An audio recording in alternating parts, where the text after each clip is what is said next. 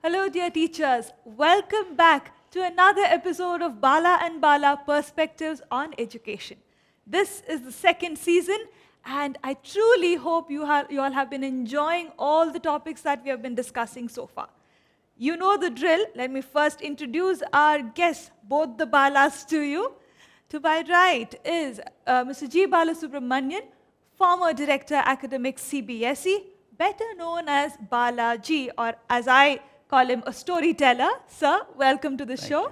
To my left is Mr. Giri Balasubramaniam, better known as Big Brain, a well-known quiz master of our country. Welcome, Big Brain. Thank you.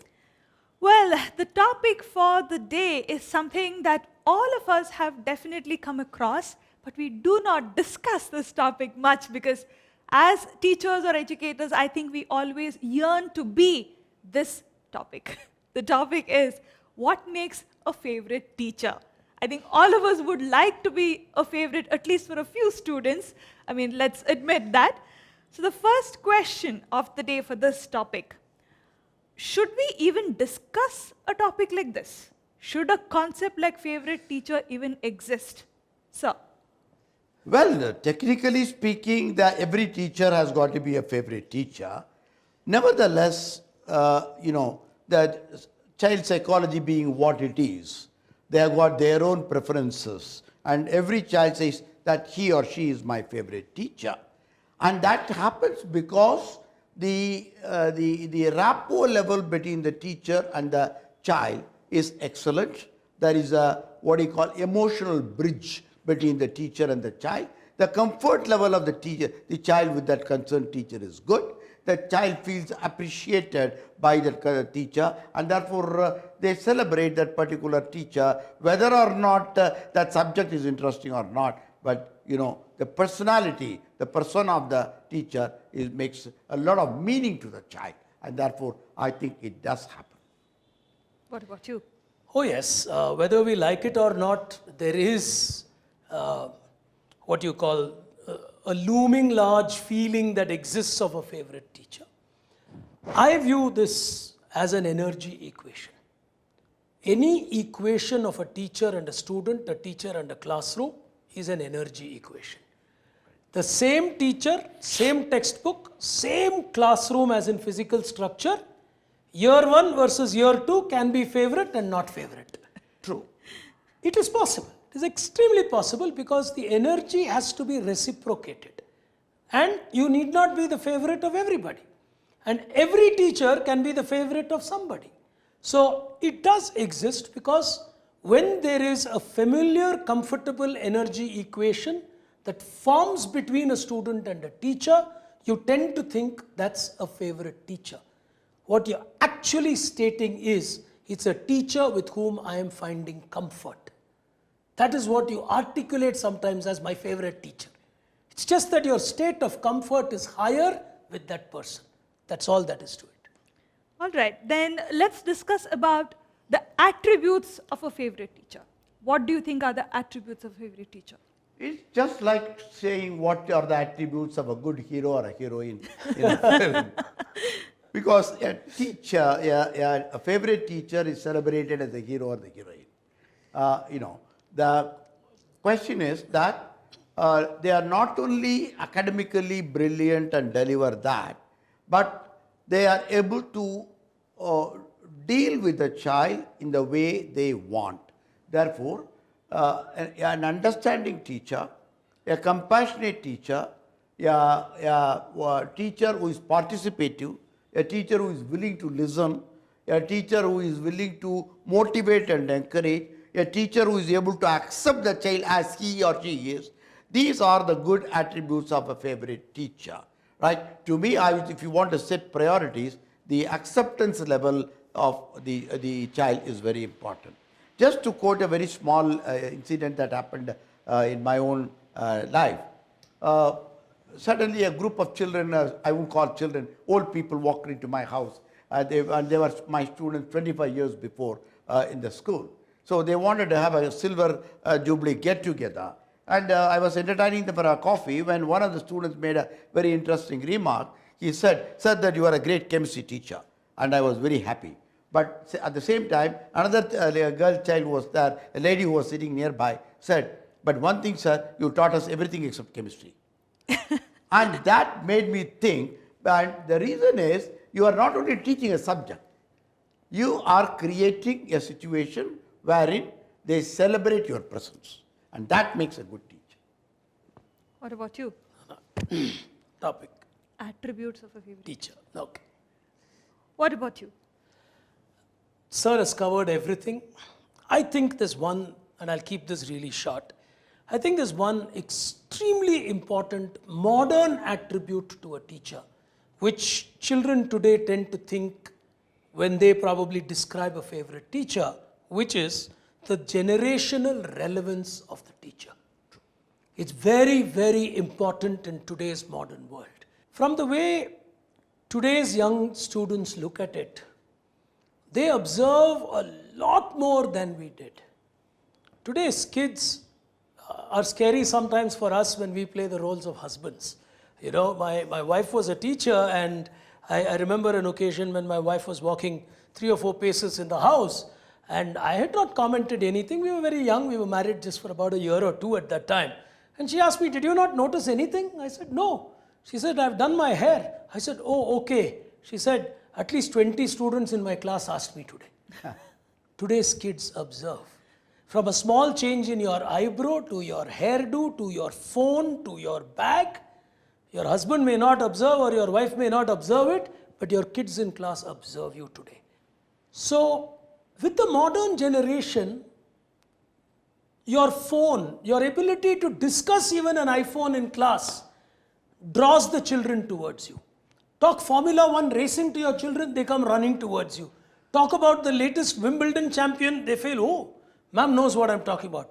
Talk something remotely about a computer game, you can teach algebra in the next class even if you're a chemistry teacher. Talk about Netflix. Talk about Netflix, oh, yeah, makes sense. So that I think is a crucial attribute in the modern world. All right. So my next question is about, is a favorite teacher an understanding teacher, efficient teacher, effective teacher, or popular teacher? Sir. Well, I think all the 4 are important, you know. Popularity alone doesn't make a favorite teacher. That could be one attribute to, being a good favorite teacher. But normally an understanding teacher is always recognized, and children love to be close to the understanding teacher.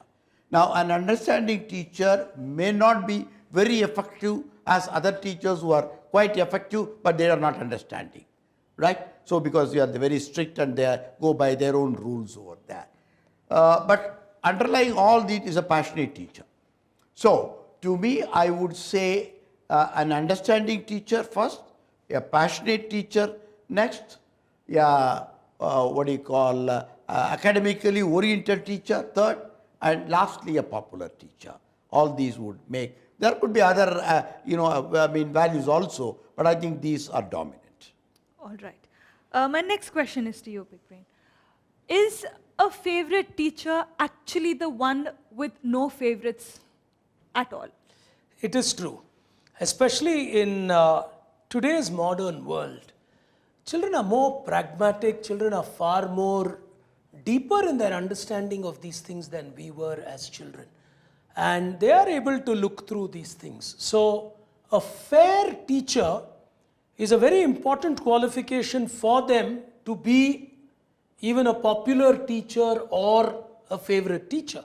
Fair play is important for today's children.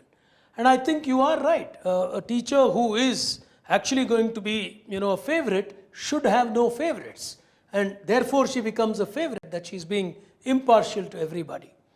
The way I see, clubbing the previous question and this, is one of the important things for a teacher to really be a favorite, and today's children evaluate that, is the psychological management of children. And one very critical element in a very sensitive modern world that we are in, because today's children grow in smaller families.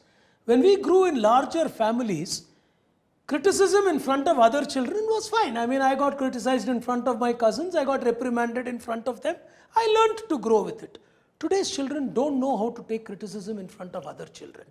So a good teacher today is one who celebrates the child in public and criticizes the child alone.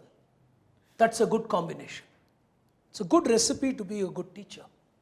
I think it's a good recipe even in the corporate world, not Yeah. only in schools. Yeah, adults today don't know. Correct. Correct. You're absolutely right. It's not just confined to school. Yeah. Yep. All right, the last question of today's discussion. So, do favorite teachers actually impact learning outcomes? Certainly, certainly.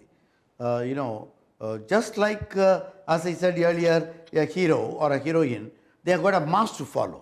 Similarly, a good teacher, a favorite teacher has a mask to follow. Many children love to, and they are very, attentively learning to them, listening to them, and they want to follow them. And therefore, I think the aura created by, held by the teacher is impacting. It's not only their physical body, but the aura created by the teacher, radiates a positivity in the whole classroom. And whether or not teacher transacts a curriculum in the class, their children go back, oh, this teacher taught me, I got to get ready, prepared for that, and go. So they compensate, they neutralize the inadequacies of a classroom just because this teacher has taught me. And therefore, learning, the children also tend to perform better to please the teacher, to tell the teacher, well, I'm responding to you. And I think many things happen in the classroom. And therefore, I think the favorite teachers, have a very significant impact in a classroom as well as in a school. What about you, Big Brain? Absolutely, yes. I think a lot of us, even in our generation, grew to start to like the subjects because we liked the teachers. It happens in every school even today. And it is very important, therefore, to create a model and create a structure where children experience different teachers. I know a school, I don't want to mention names, but I know a school which did something fantastic. I appreciated that. 3 terms during the year, the subject teacher changed in every term. They only swapped the teacher between A section and B section and C section. But what happened is A section had 3 mathematics teachers or 3 science teachers or 3 social science teachers in the same year. Which means, let us assume a child did not like the teacher, you did not therefore develop a repulsion for the subject as a consequence of having to meet the same teacher for the whole year. Maybe the next teacher brought a breath of fresh air to the student. So it balances out. So these are small things schools can do, but a teacher is a significant influencer in terms of a student's learning outcomes. So the more popular you are, it can influence. The more influential you are, the more impact it can have. And more popular they become. Yeah, that is true. That's the translation of it. But yes, absolutely yes. All right, dear educators, dear teachers, you have been watching the second season of Bala and Bala Perspectives on Education. We truly hope you have enjoyed all the discussions we have had so far from the season 1 and season 2. If there are any topics that you would like us to deal with on this at this forum, please write to us. You will find all 3 of us on social media platforms. Write to us, and we will ensure that we can include your topics and we have a meaningful discussion on the topics you give us. So thank you so much for watching, and we will see you in the next episode of Bala and Bala Perspectives on Education. You take care.